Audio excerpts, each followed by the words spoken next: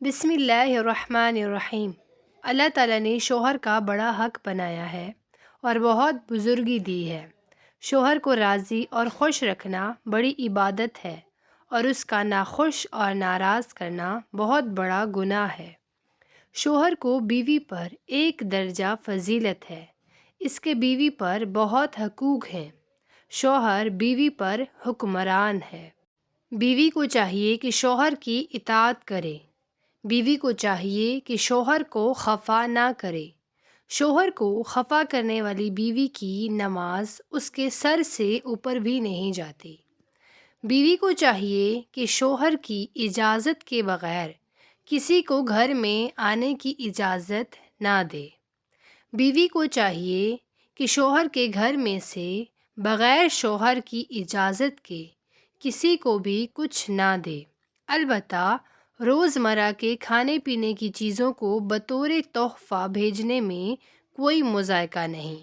بیوی کو چاہیے کہ اپنے مال کو بھی بغیر شوہر کے مشورہ کے خرچ نہ کرے۔ اگر شوہر اتنا خرچ نہ دے جو گھر کے اخراجات کے لیے کافی ہو تو بیوی شوہر کو اطلاع دیے بغیر اس کے مال میں سے اتنا لے لے جو معروف کے مطابق اس کے گھر کے اخراجات کے لیے کافی ہو جائے۔ ہر جائز امر میں اس کی اطاعت اور فرما برداری کرے۔ شوہر کی مالی حیثیت سے زیادہ خرچ کا مطالبہ نہ کرے۔ اس کی اجازت کے بغیر نفل نماز نہ پڑھنا اور نہ ہی نفل روزے رکھنا۔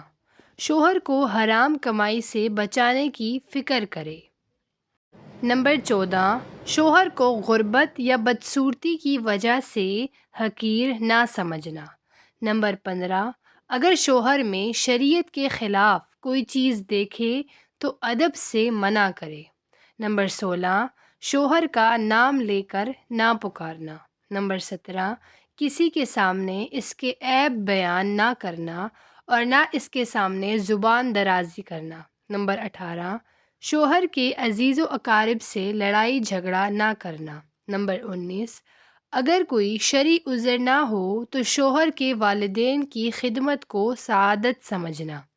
نمبر 20، شوہر کی اجازت کے بغیر گھر سے نہ نکلنا۔ نمبر 21، عورت اپنے رب کا حق ادا نہیں کر سکتی جب تک اپنے شوہر کا حق ادا نہ کرے۔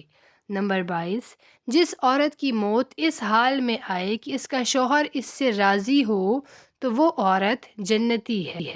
نمبر 23، شوہر کے لیے بناؤ سنگار کرنا اس کا حق ہے۔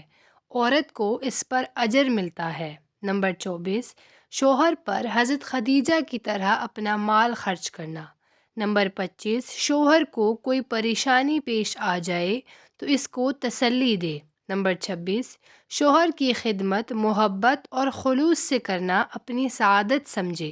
رسول اللہ صلی اللہ علیہ وسلم نے فرمایا ہے کہ جو عورتیں پانچوں وقت کی نماز پڑھتی رہیں اور رمضان کے مہینے کے روزے رکھیں اور اپنی آبرو کو بچائے رہے یعنی دامن پاک رہے اور اپنے شوہر کی تابعداری اور فرما برداری کرتی رہے سو اس کو اختیار ہے جس دروازے سے چاہے جنت میں چلی جائے۔